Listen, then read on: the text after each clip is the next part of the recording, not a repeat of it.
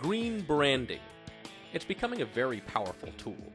Consumers look for companies that care about things other than their own profit margin, and an ethic of conservation ranks among these consumers' top drivers.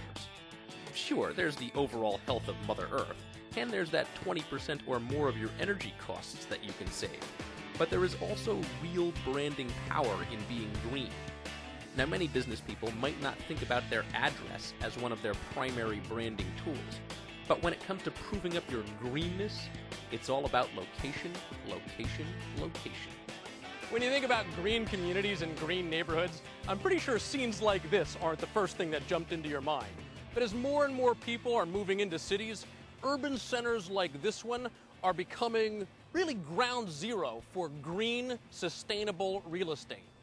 Over here in this old refurbished warehouse is a company called Metro One.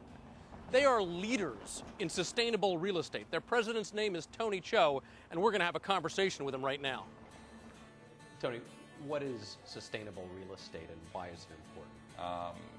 In terms of how we got involved with sustainable real estate practices, is we noticed that most inner cities are very blighted, they're neglected, but there's a real opportunity there because of the location of real estate. Real estate is all about location, and you have some of the choicest real estate that's been in some of the worst neighborhoods. So it's really about taking those opportunities and creating sustainable environments, doing the sustainable urban planning so that in the future it makes sense. This is a real easy sell for people who care about going green, who have sort of the environment as a central theme of their business. But this has to make business sense too, doesn't it? The truth is that your ROI is substantially higher, because from the branding perspective, from doing the right thing, from attracting better tenants, for having more productivity within your employees, because green buildings have proven to be more productive and more healthy. How does that work? Air quality, natural light, an environment that people are happier in, so that naturally they're more productive. There's studies that have shown that hospitals, that people recover quicker in green buildings. In schools, students are more productive and absorb more information. So there's a lot of compelling arguments for these buildings that make them more valuable. And when you're talking about bottom line, because at the end of the day, business people want to know, how is this going to affect my bottom line? And if I'm making an additional investment, what's my ROI? And the truth is that since the government is mandating most buildings to be LEED certified and will be the standard of the future, if you don't get with the trend, your asset value is going to depreciate. That's a great point. I'm a branding guy. I deal with messaging for a living. How do people tell how much of what they're hearing about going green and sustainable real estate and all of these other things is real or just marketing spin? Well, it's a new industry, so there is a lot of gray area, and you have to know who you're doing business with in any business that you're involved in.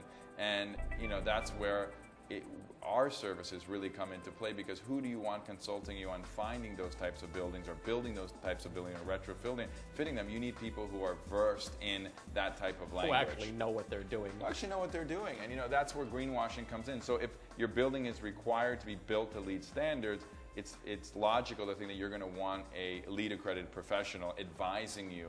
You've sold me, Tony. I'm in. What's my first step? The first step is really by hiring a professional. Somebody knows. Do you know anybody? I may be able to recommend one.